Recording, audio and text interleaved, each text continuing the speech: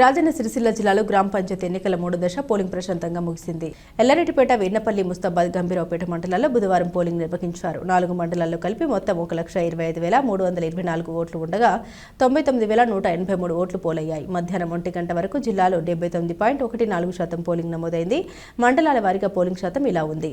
వీర్నపల్లి మండలంలో మొత్తం 11,066 మంది ఓటర్లు ఉండగా 9,065 మంది ఓటు హక్కు వినియోగించుకొని 81.92% పోలింగ్ నమోదు చేశారు. ముస్తాబాద్ మండలంలో 37,711 మంది ఓటర్లకు గాను 30,434 మంది ఓటు వేసి 80.70% పోలింగ్ నమోదైంది. గంభీరావుపేట మండలంలో 36,135 మంది ఓటర్లు ఉండగా 28,816 మంది ఓటు హక్కు వినియోగించుకొని 79.75% పోలింగ్ నమోదైంది. ఎల్లారెడ్డిపేట మండలంలో 40,412 మంది ఓటర్లకు గాను 30,868 మంది ఓటు వేసి 76.38% పోలింగ్ నమోదైంది.